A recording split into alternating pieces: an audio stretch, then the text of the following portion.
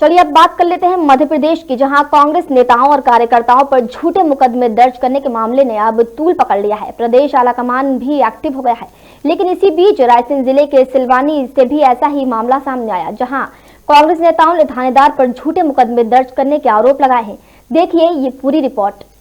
महोदय, पुलिस अधीक्षक कार्यालय रायसेन। विषय थाना प्रभारी सिलवानी द्वारा कांग्रेस कार्यकर्ताओं पर झूठे प्रकरण दर्ज कर परेशान करने बाबत व भारतीय जनता पार्टी का खुला प्रचार करने के संबंध में ये पुकार है उन कार्यकर्ताओं की, ये पुकार है उन जनप्रतिनिधियों की, ये पुकार जनता के उन सेवकों की है जिनकी पार्टी कांग्रेस मौजूदा समय में सत्ता में नहीं है। ये लोग जगह जगह यही गुहार लगाते घूम रहे हैं कि कांग्रेस कार्यकर्ताओं पर झूठे मुकदमे दर्ज किए जा रहे हैं, उन्हें प्रताड़ित किया जा रहा है। पुलिस अधीक्षक के सामने गुहार लगाते कांग्रेस कार्यकर्ताओं और नेताओं की ये तस्वीर तो रायसेन जिले की है, लेकिन निचले स्तर पर जगह जगह से ऐसी कई तस्वीरें सामने आ चुकी हैं जहां बेबस कांग्रेस के कार्यकर्ता बस यही गुहार लगा रहे हैं कि बस बंद करो ये झूठे मुकदमों का अत्याचार। पार्टी के कार्यकर्ता ही नहीं, प्रदेश आलाकमान भी कार्यकर्ताओं की परेशानी सुन सुनकर अब आंदोलन करने की राह पर है। कमलनाथ दिग्विजय सिंह ने तो यह तक कह दिया है कि अगर कांग्रेस कार्यकर्ताओं पर अत्याचार बंद नहीं हुए तो जेल भर भर देंगे। मैं तो इस बात को कहता हूं, अगर मुख्यमंत्री जी ने यह जांच समिति के लिए उन्होंने सहमति नहीं दी और जांच शुरू नहीं हुई तो कांग्रेस पार्टी को जेल भरो आंदोलन शुरू करना पड़ेगा और वो लोग हम लोग करेंगे। हमारे कार्यकर्ता को जेल भेजा, चलिए हमको भी जेल भेजिए, हम उनके साथ जाएंगे। रायसेन जिले की सिलवानी तहसील में भी कुछ ऐसा ही होता दिख रहा है, जहां पार्टी के कार्यकर्ता प्रशासन से परेशान नजर आ रहे हैं। खास तौर पर सिलवानी थाने में पदस्थ एसआई जो अभी थानेदार का कार्यभार संभाल रहे हैं, वो इन दिनों जमकर सुर्खियां बटोर रहे हैं। पहले सिलवानी थाने का कार्यभार संभाल रहे एसआई पर ट्रैक्टर से जा रहे किसान को बीच चौराहे पर जबरन पीटने का आरोप लगा, जिसके विरोध में किसानों ने चक्कर जाम कर दिया। फिर थानेदार साहब पर एक कांग्रेस पार्षद पर 452 के तहत झूठा मामला दर्ज कराने का आरोप भी लगा, जबकि उस समय पार्षद नगर परिषद कार्यालय में मौजूद थे। लेकिन अब सिलवानी के थानेदार साहब पर ऐसा आरोप लगा है जिसे सुनकर आप भी दंग रह जाएंगे। जी हां, आरोप यह है कि टीआई साहब पहले तो जनपद सदस्य आदिवासी पति को रात के समय थाने ले गए, फिर बकायदा उसे शराब पिलाई गई और फिर बाद में झूठे शपथ पत्र और आवेदन पर हस्ताक्षर करवाकर जनपद सदस्य प्रतिनिधि भरत पटेल के विरुद्ध झूठा केस दर्ज करवाने का दबाव बनाया गया। और जब सुबह हुई और पीड़ित आदिवासी को यह एहसास हुआ कि उससे शराब के नशे में गलत काम करवाया गया है, तो उसने रात की पूरी कहानी जनपद सदस्य भरत पटेल को बताई, जिसकी सूचना पटेल ने जिले के वरिष्ठ नेताओं को दी।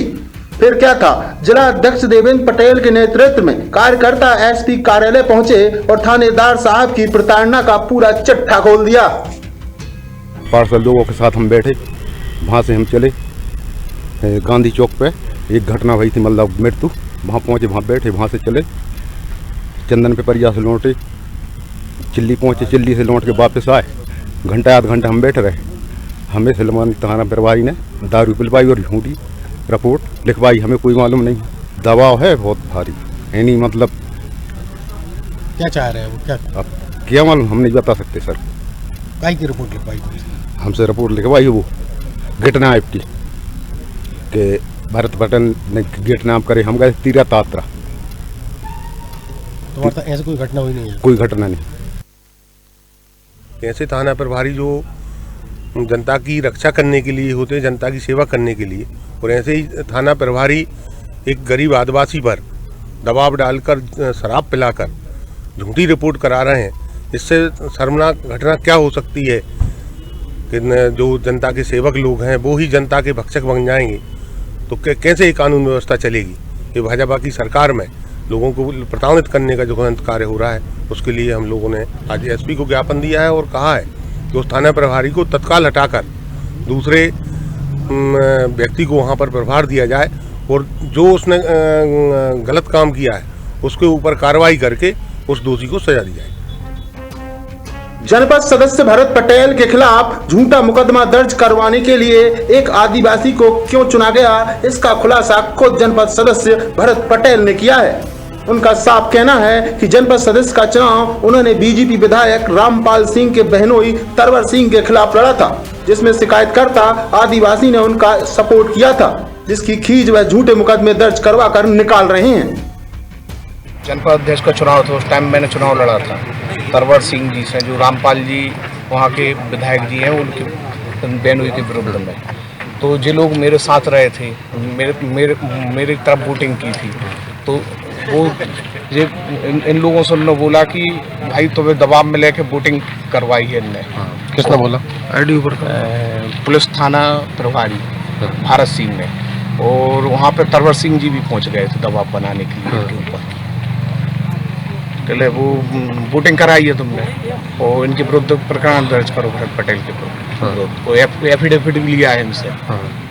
फिर ये सुबह इनको मालूम चला कि मुझसे गलत काम हुआ है, तो ये मेरे पास आए, इन्होंने बोला, हमने ये एसपी महोदय यहाँ ज्ञापन दिया, अगर इस पर कार्रवाई नहीं होती है तो उग्र से उग्र आंदोलन करेंगे। लेकिन बड़ा सवाल यही है कि अगर ऐसे मामले लगातार सामने आ रहे हैं और अगर ये सब सही हैं, तो सिलवानी थाने का कार्यभार संभाल रहे इस विवादित एसआई को किसका संरक्षण है? आखिर अब तक एसआई साहब पर कार्रवाई क्यों नहीं हुई? जब ये साहब बमोरी थाना प्रभारी थे, तब भी महाशय पर जुआ का झूठा मुकदमा दर्ज करवाने का भी आरोप लगा था और सैकड़ों की संख्या में लोग एसपी ऑफिस शिकायत करने पहुंचे थे, फिर भी इन पर कार्रवाई नहीं हुई। और ताजा उदाहरण आज आपके सामने है। अब ऐसे में सवाल यही है कि क्या अब एसपी महोदय कोई ठोस कदम उठाएंगे या फिर आश्वासन का खेल जारी रहेगा? मुंबई महानगर के लिए राम यादव की रिपोर्ट।